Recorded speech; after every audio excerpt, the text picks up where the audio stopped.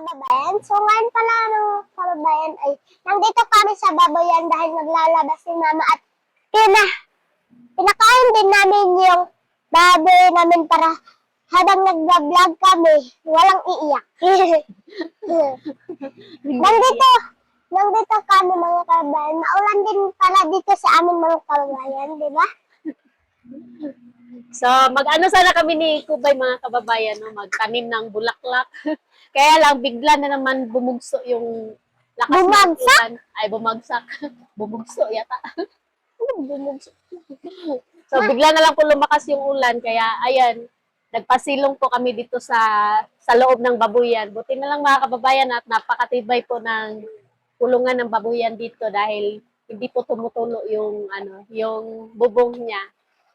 So, ayun mga kababayan, no? So, ilang araw na po na umuulan dito sa amin. So, ayun pala mga kababayan. So, tatanim pala kami ngayon ng bulaklak sana. Kaso, biglang nahulog ang tubig. Ano nahulog? Ano yung nahulog ko, Bay? Nahulog ang tubig. Oh, Saan? Anong tubig yung nahulog? yung ulan. Nahulog yung Baka ulan. biglang bumagsak yung ulan, biglang bumuhos, ganun. Bumuhos ang ulan. Biglang nahulog. So, ayan mga kababayan, no? Kanina po ay nagbakod ako dito sa palibot. Wala ka kasi dito kanina, Kubay, kaya hindi mo ako na video. Ayan tuloy. Wala. Si Kasi ate mga naman. kababayan, tatanim ata kami ng bulaklak kasi naulan biglang nahulog ang ulan kaya marami kasi kaming mga bulaklak dyan. Opo, marami kaming sibling ni Kubay. Sigling. So, Sigling. bukas may pasok ka na, Kubay. Kapag suspended yung pasok mo bukas, no, magtanim tayo ng bulaklak. Opo. So, kanina pala mga kababayan, nagbakod ako dito ng yero. Ayan, no. Ayan, nilagyan ko ng bakod yung palibot ng kulungan at saka pati na rin sa bahay namin mga kababayan. So, yero po yung ginamit ko mga kababayan, no. Baka tumakas po yung baboy namin. So, minsan kasi mga kababayan, lumulusot ito eh. Sobrang kulit itong alaga namin dito. Lumalabas. So, abangan niyo po mga kababayan, no? Kasi magtatanim kami ng gulay ni Kubay dito sa gilid. Diyan sa may, ano kasi yun, tawag, diyan sa may bakod. So, hindi po muna kami makapagtanim ngayon kasi maghapon na po yung ulan. So, kanina, akala ko nga, magpapakita na yung haring araw, kaya lang, bigla na naman sumama yung pakiramdam ng panahon. Kaya ayun. So, dito muna kami tambay habang maglalaba. So, buti na lang mga kababayan, meron tayong washing, kaya hindi po mahirap ang paglalaba. So, kahit marami po tayong labahin, so, nakakatulong din po yung washing para sa pagtatrabaho sa labahin. So, si nanay pala mga kababayan, no, pinuntahan ko po siya doon kanina sa bahay. Wala po siya doon kasi wala siyang upload. So, umalis pala si nanay mga kababayan, no, nandun siya sa tahan. So, 2 araw na po sila doon, wala si nanay. So, baka mamaya, andito na yun. So, hindi po ako sure kung makakauwi ko siya dahil ulan, malakas po yung ulan. So, pasensyahan nyo na po mga kababayan, no, kung wala pang upload si Nanay Lorna. So, sorry po talaga dahil hindi naman kasi lagi kami nagkakasama ni Nanay Lorna kasi meron din po siyang trabaho. So, nagsusumikap po talaga si Nanay Lorna mga kababayan sa trabaho para sa kanyang mga apo. So, ayun mga kababayan, no, dahil ilang araw na ba itong ulan ko, Bay? So, mag 1 week na? Parang mag 2 week na. Ha? Parang mag 2 week. 2 week? Parang 10 na. 10 araw? Hindi naman Parang nga. So, medyo matagal na po itong ulan mga kababayan, no? Tapos, buti na lang, merong makapal na jacket. So, ito talaga yung favorite kong jacket kapag ganito yung panahon. Kapag nauulanan ako, so ito yung sinusuot ko. Tapos, ito yung sinusuot ko. Tapos, hinahanger ko lang. Tapos, ibabalik ko po ulit sinusuot. Kasi, ano siya, makapal. Tapos, malamig din po dito sa amin. Tapos, mga kababayan, sa ganito pong panahon dito sa amin, mga kababayan, ay sobrang sobrang napakahirap po para sa amin dahil lalong-lalo na po sa mga kapitbahay po namin dito na mga katulad ko, indigenous. So, sobrang hirap po ito para sa amin mga kababayan, lalong-lalo na po kapag umuulan kasi yung mawawala po sa amin ay yung hanap buhay. So, hindi po makapagpunta doon sa sakahan dahil nga ulan. So, dahil yung source of income po namin mga kababayan ay nandun lang po sa sakahan kaya yung mga iba na may mga gulay so minsan nagpapaulan na rin po sila so naririnig ko po kanina sa uy kagawin doon ano ba yan gubay so naririnig ko po kanina sa mga mga kababayan no sa radyo yung over yung toki-toki. Naririnig ko po doon na yung iba daw halos wala na silang pagkain dahil sa ulan, dahil yung hanap buhay daw nila ay yung yung magsaka, yung nagtatrabaho po sa bukid, yung sinasahuran lang po sila doon sa sakahan. Kaya lang hindi po sila nakapagtrabaho dahil ulan. So ayun, yung iba naman kumakain na daw po sila ng mga ng mga balanghoy, tsaka kamuti. Wala daw silang bigas. Pati kape, wala. Kasi nga, ilang araw na po yung ulan. Ayusin.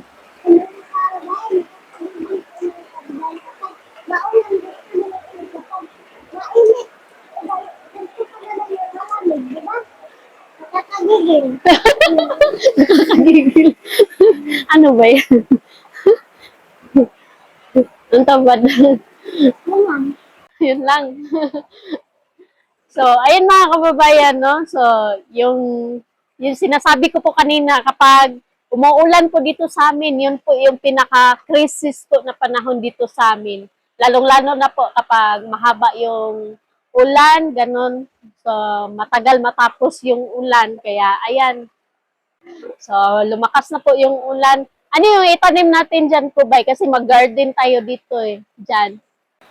Lagyan natin ng mga bato doon, tapos doon sa Saan natin lagay yung bato? Saan? Saan? doon sa at ng Dyan sa may daanan. Dyan sa may daanan. Lagyan ng bato tapos, ano pa? doon sa gitna, lagyan ng bulaklak. Ganun. Yung kulay, kulay, kulay, Kulay pula. ay, kulay, Pink. Oh, meron akong bulaklak doon, yung sinidling natin. So, meron ng mga bulak, oh. Ayun, ang ganda. So, lagyan natin dyan para magandang tingnan, no? So, sabihin mo sa mga kababayan natin na abangan yung video natin.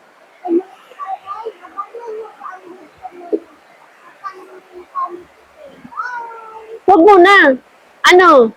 Magtanim din tayo ng gulay, Kubay. Ano yung favorite mong gulay?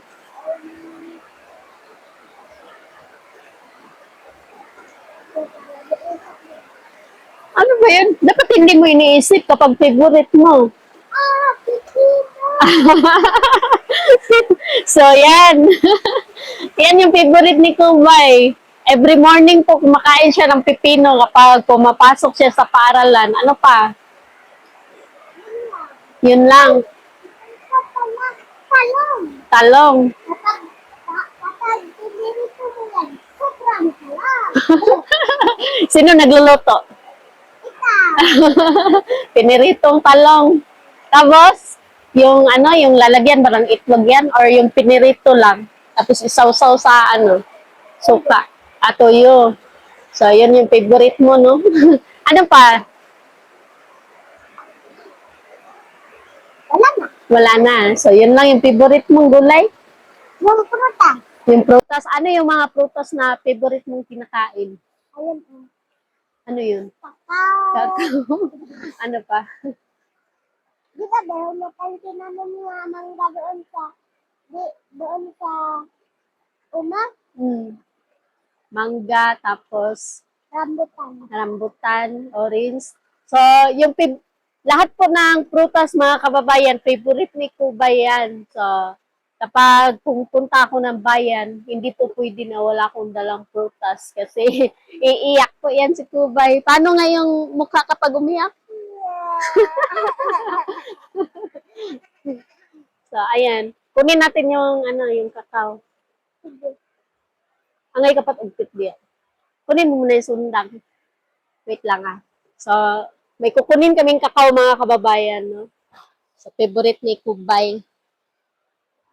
Ang kapa. Siya pala ko, ikapala. So, ayan si Kubay mga kababayan, no? So, ayan po yung palagyan ni Kubay ng bato mga kababayan. Yan. Tapos dito, para daw po taniman namin ng bulaklak papunta doon sa ibabaw. So, dyan naman yung CR namin. Yan. So, pasensyahan nyo na po mga kababayan, no? Kasi medyo hindi po talaga kagandahan yung view ng lugar namin dito, yung namin, yung paligid. Tapos, so dito pala ako kanina mga kababayan, no? So, nagbakod po ako dito kanina. So, ayan po yung gawa ko mga kababayan. So, sobrang saya ko po mga kababayan dahil kahit papano po ay nagawa ko po yan na ako lang po mag-isa. So, ayan.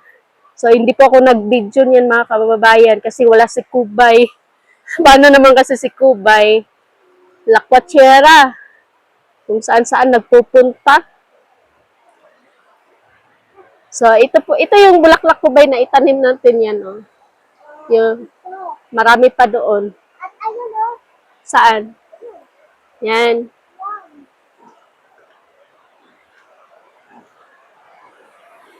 So, magtanim din tayo ng Kubay, yung sitaw. So, umiiyak na si... Kubay, bigyan mo muna ng tubig yung yun, si Piggy. Dali. Bigyan mo siya ng tubig. Nagagalit na, dali. So, grabe po yung labahin ko dito mga kababayan, no? Ang dami kong labahan.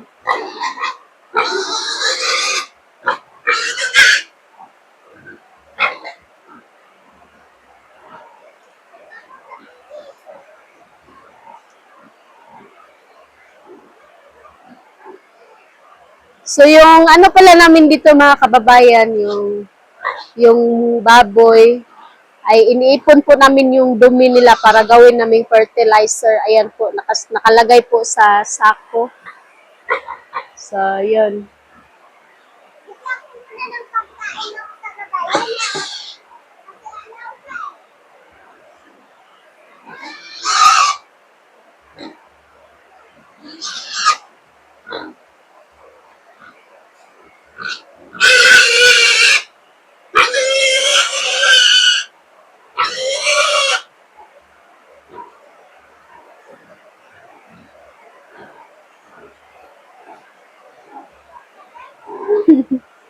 Nilagay niya sa tubig. So, ayun mga kababayan, kukuha na si Mama sa Liberty Center at kakao. Pasensya na po talagang mga kababayan dahil binus over ko na lang kasi wala nalubat ang aming mic. So, ayan, nakakuha na po si Mama ng Liberty Santol. Pagkatapos ay umakyat na naman siya sa kakao. Ayan, nakuha na niya yung isa.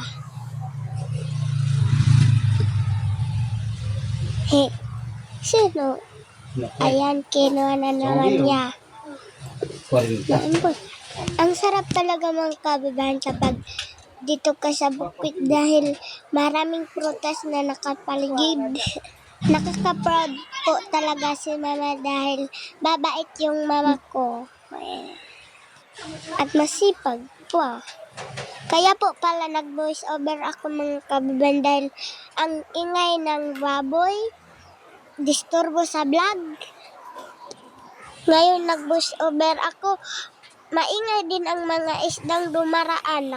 Nakakagigil naman to. So ayan, nakakuha na po si mama, dyan na po si mama na nakakuha na ng Tay, ay nano. yan. Ayan po, kakain na po kami. Ngayon mga kababayan. Bubuksan na ni mama yung isa. So, ayan mga kababayan, hanggang dito lang po yung video namin. Salamat po sa inyong panonood. Sana wag po kayo magsawa sa vlog namin.